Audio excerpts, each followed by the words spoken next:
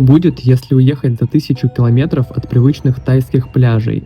Меня зовут Захар. 4 года я живу на юге Таиланда, и мне давно хотелось увидеть, как устроена жизнь вдалеке от курортных районов. Поэтому я собрал рюкзак и присоединился к уникальному проекту «77 провинций», миссией которого является посетить все провинции Таиланда и создать здоровое сообщество путешественников для участия в благотворительности и развития малоизвестных регионов. 8 человек с разных уголков Таиланда собрались вместе, чтобы проехать провинцию Лампанг с юга на север, знакомясь по пути с местной культурой и традициями, посещая живописные места и помогая тем, кто в этом действительно нуждается.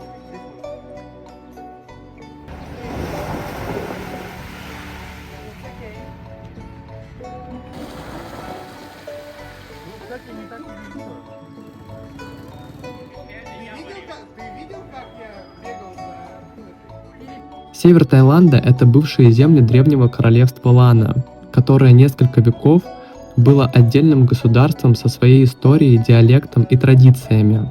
Здесь многое устроено по-другому. Вместо небоскребов – старые храмы, вместо пляжных баров – горные деревни и рынки. Здесь жизнь до сих пор крутится вокруг земледелия и ремесел.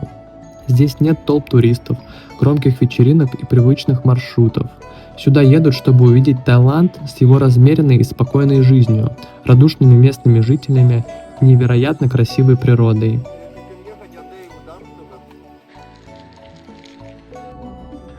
Наша первая остановка – небольшая деревня в окрестностях национального парка Чао Сон.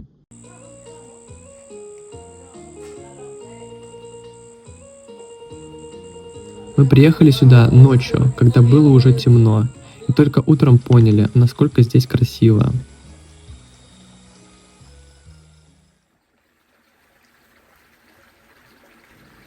Деревенская жизнь здесь почти не меняется годами. Семьи часто живут несколькими поколениями под одной крышей. Старшие следят за домом и детьми, младшие работают в поле и в саду. Основной доход они получают не от туризма, а от земледелия. Рис, овощи, фрукты сначала идут на семью, а излишки отвозят на ближайшие рынки и в города.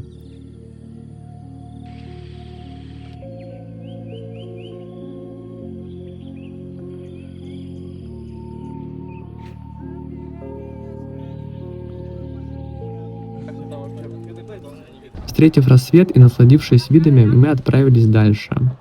Наша следующая остановка – река. Одно из любимых мест отдыха для местных семей в выходные и жаркие дни. Дети с визгом бегают босиком по берегу, спускаются по порогам на старых покрышках от машин и пробуют себя на самодельных плотах. Взрослые в это время сидят в тени бамбуковых навесов, готовят еду, болтают и смеются. Все максимально просто и по-домашнему. Река здесь и детская площадка, и место встреч, и способ пережить жару. Недолго думая, мы решили погрузиться в эту атмосферу и тоже испытать на себе местные забавы. Самодельные плоты, собранные из пенопластовых листов, а вместо весел длинные бамбуковые палки. Мы были единственными туристами в округе. Пока мы сплавлялись на плотах, в нашу сторону летели брызги и от детей, и от взрослых.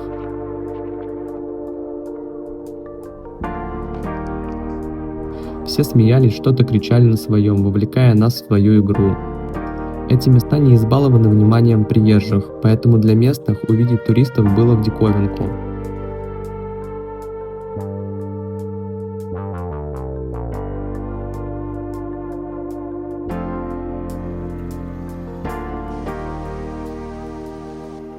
После сплава по реке мы направились в национальный парк Чао Сон. Здесь, среди зеленых склонов, располагается один из самых красивых водопадов региона. Многослойный каскад высотой около 150 метров, образующий естественные бассейны на каждом уровне. Это делает его популярным местом для купания и отдыха.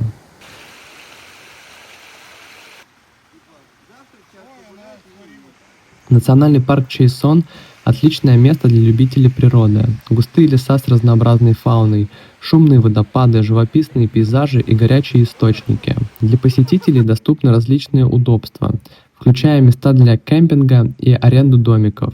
один из которых мы арендовали, чтобы провести ночь в этом прекрасном и тихом месте.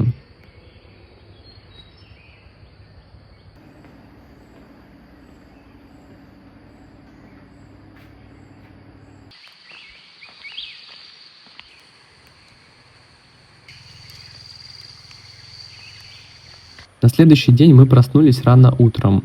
Сегодня мы захотели встретить рассвет у минеральных источников. Температура воды здесь доходит примерно до 80 градусов.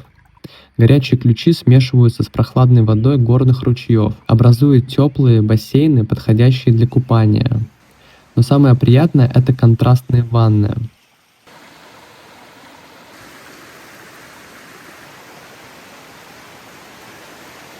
Как следует прогрев ноги в обжигающей воде, ты можешь пройти босиком по камням и спуститься в холодный ручей.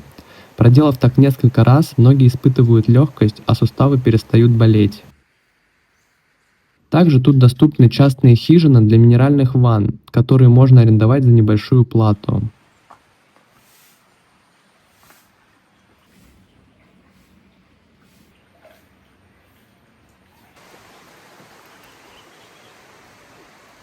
Вдоволь накупавшись, мы собрали вещи и отправились дальше, на юг, к храму Вача-Ломпра. Он находится примерно в часе езды от города Лампанг и является одним из самых впечатляющих святилищ в этих местах. Этот храм часто называют летающим из-за уникального расположения высоко в горах. Доехав до подножья горы Дой-Пуяк, мы оставили машины, запаслись водой перед предстоящим восхождением и погрузились в местный пикап, который довез нас по крутой дороге наверх, до точки, откуда начинался пеший маршрут. Преодолев еще 500 метров вверх по крутой лестнице, мы наконец-то оказались на месте.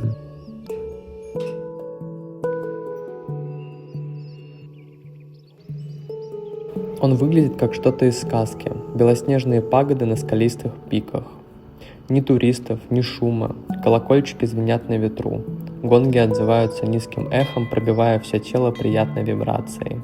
Отсюда открывается панорамный вид на долину и горы.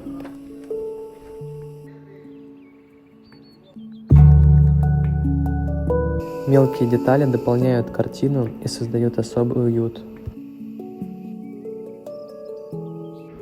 В таких местах хочется замедлиться и ни о чем не думать.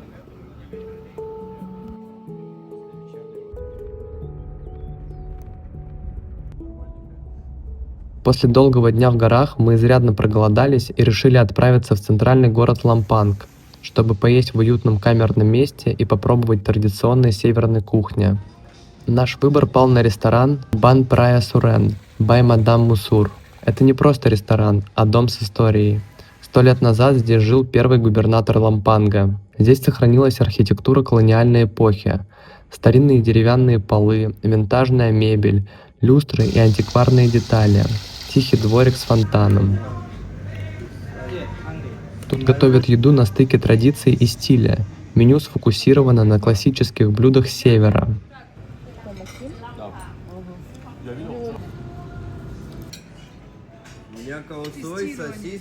Наш фаворит среди всех блюд – традиционный суп као сой. Если будете в Таиланде, обязательно попробуйте этот густой, ароматный карри-суп с хрустящей лапшой сверху и нежным мясом или тофу внутри. Пиклсы, представьте, по-моему, Вот, или вот эти штуки, помнишь, которые? типа огурчиков. А вот мы также добавляли, нам бабушка давала. Так крипово это выглядит.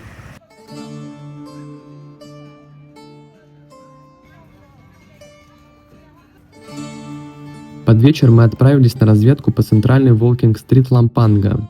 Такие улицы есть в каждом городе Таиланда, но если на юге это шум, бары и клубы, то здесь царит уют и атмосфера старого торгового города. Я был на многих подобных улицах, но это заслуженно получает звание самой атмосферной. Этот район был оживленным торговым центром еще в XIX веке. Здесь встречались тибетские, бирманские, китайские и западные купцы, что отражено в архитектуре. Сейчас вдоль улицы больше сотни лавок с местной едой, одеждой, украшениями и сувенирами. Тут царит теплая атмосфера, без навязчивого туризма, с живой музыкой и любительскими выступлениями. На выходных улицу перекрывают для машин примерно с 5 до 10 часов вечера. и она становится полностью пешеходной.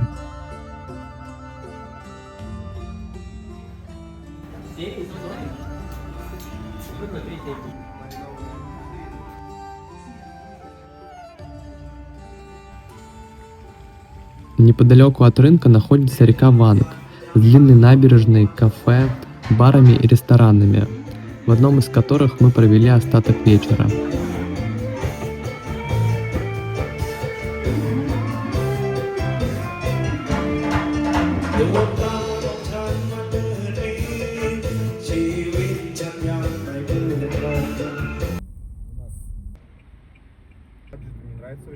Следующая точка – центр охраны слонов в Лампанге.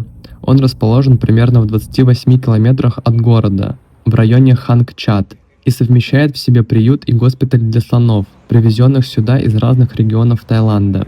Здесь лечат больных животных, ухаживают за теми, кто пострадал от жесткого обращения, помогают им восстановиться и прожить спокойную старость.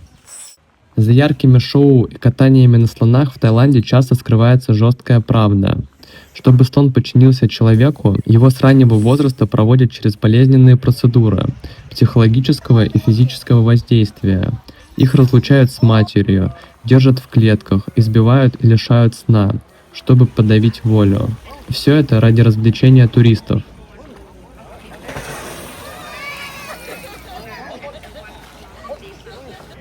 На территории центра есть школа для махутов. Так называют людей, которые ухаживают за слонами каждый день.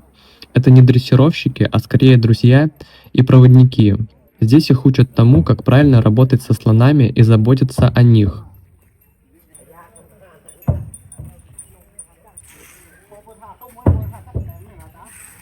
Но в то же время здесь проводят шоу для туристов и катают людей на слонах. И это вызывает внутренний конфликт. С одной стороны, видно, что слоны здоровы, ухоженные, с ними работают бережно, но с другой, сама идея катания и представлений уже воспринимается иначе, когда ты знаешь, через что проходят многие из этих животных в индустрии развлечений. Кажется, что это место сейчас находится где-то посередине. Возможно, это переходный этап, компромисс между привычным заработком и постепенным изменением отношений к слонам. И нам самим было сложно однозначно оценить, что мы чувствуем. Но хочется верить, что в будущем слоны будут частью природы, а не представлений.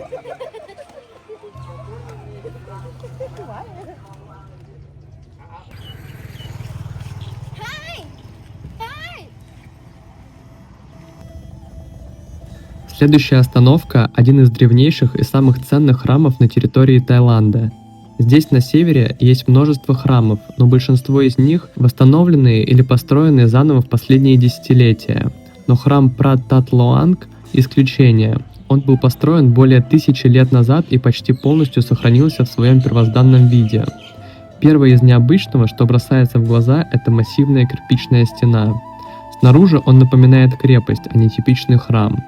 В прошлом это было не только место молитвы, но и укрепленная точка, которую защищали от захватчиков.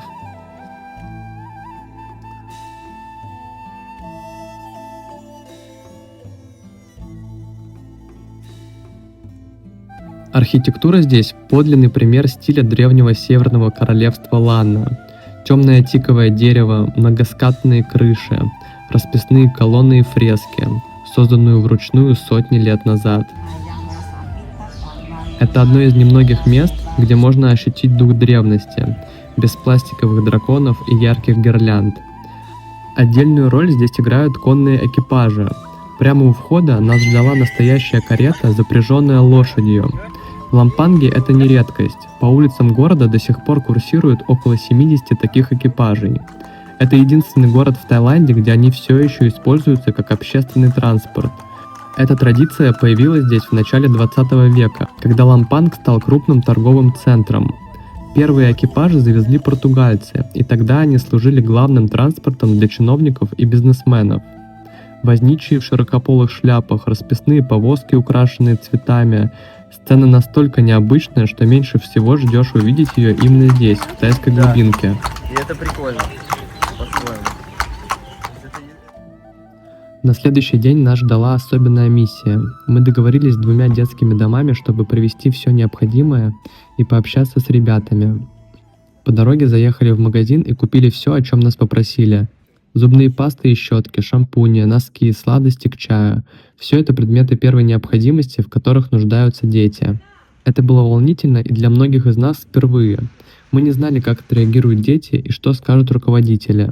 Но на подъезде к первому месту мы заметили что-то необычное. Высокие заборы, колючая проволока, решетки и КПП с охраной. Все это не было похоже на детское учреждение. Реабилитационный центр для детей и подростков, которые совершили преступления. В основном это мелкое воровство. Средний возраст 13. Приехав по адресу, мы поняли, что это не просто детский дом, а учреждение для несовершеннолетних нарушителей закона, постояльцы которого круглые сутки находятся за решеткой.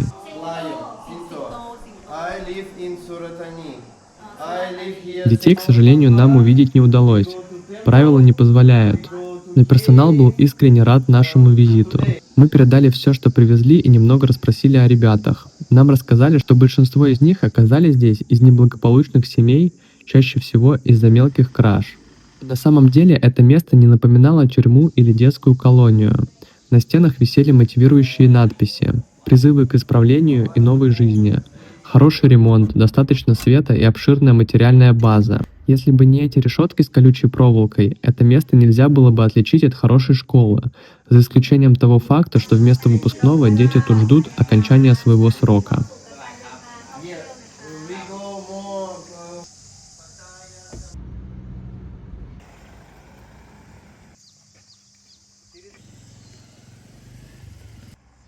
В следующем детском доме нас встретила ухоженная, хорошо облагороженная территория, много зелени, ровные дорожки. На территории даже есть свой небольшой храм.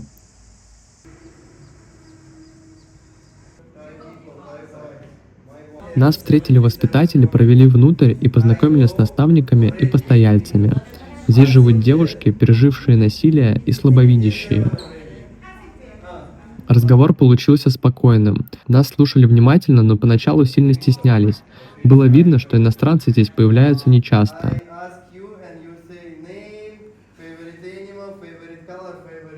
Особенно нас удивило, насколько обширная программа в этом училище. Готовка, шитье, танцы, музыка, бассейн. Полноценное всестороннее развитие. На стенгазетах можно было увидеть разные активности и мероприятия, в которых участвуют дети. Мы передали вещи, поблагодарили наставников за теплый прием и поехали дальше, на юг, к финальной точке нашего маршрута. По дороге решили остановиться перекусить, ткнули в первое попавшееся кафе на карте и неожиданно оказались на уютной ферме с домашней едой.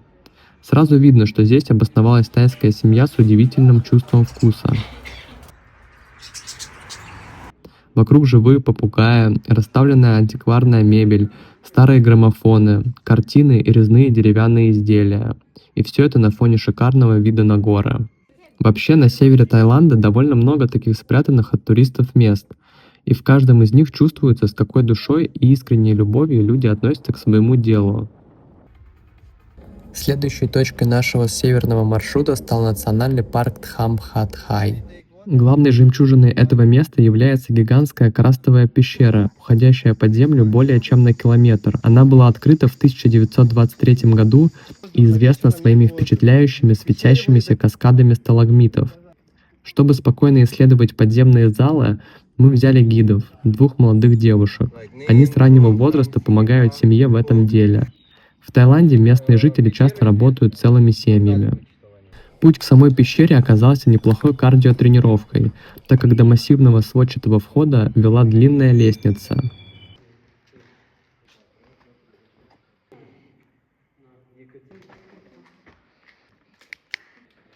Преодолев подъем, у самого входа мы увидели главную святыню – позолоченную статую Будды.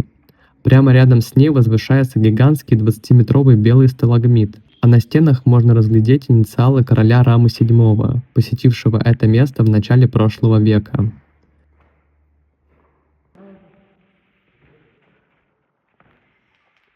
Но самое интересное ждало нас впереди. Наши проводницы сразу предупредили, что до самого конца пещеры нам, скорее всего, дойти не удастся, но поначалу мы не придали этому значения. Пробираясь через узкие проходы в окружении сталагмитов, мерцающих в свете наших фонарей, мы потихоньку погружались в густой сумрак. И за первым поворотом нас ждала змея. Мы аккуратно обошли ее и пошли дальше. В какой-то момент, почти в полной темноте, стало ясно, что мы тут не одни. Казалось, что на нас смотрят десятки маленьких глаз, а над головой все время что-то мелькает. Мы потревожили настоящих хозяев пещеры, летучих мышей. Их было так много, что они все время кружили вокруг, прилетая с места на место и иногда пролетая совсем близко. Прям за тобой валяется. Детеныш упал! Нас не предупреждали о такой богатой фауне, но мы двигались дальше. Пройдя еще немного, мы вышли в небольшой зал, уходящий еще ниже.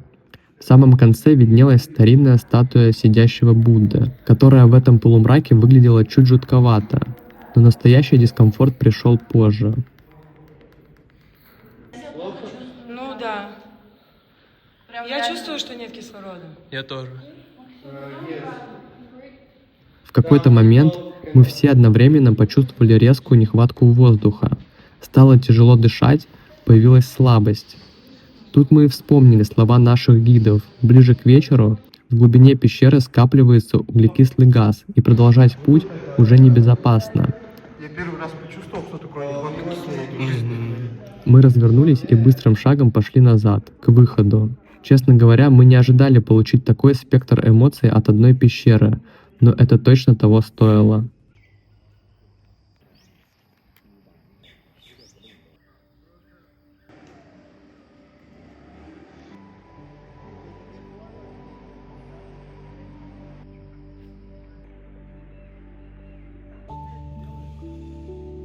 После пещер, уже на закате, мы случайно заехали в Wat Chon Kham. Это один из старейших храмов в этом районе, основанный еще в 1827 году.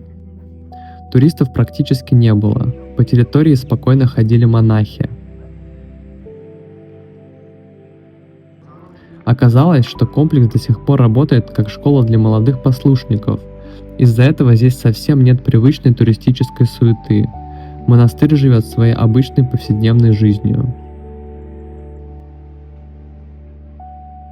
Принято считать, что север Таиланда – это прежде всего древние храмы и живописная природа, но не меньшее впечатление оставляют люди и их отношение к жизни. В отличие от расслабленного курортного юга, на севере местные жители очень работящие, открытые и больше привязаны к традициям. Иногда это приводит к очень колоритным встречам.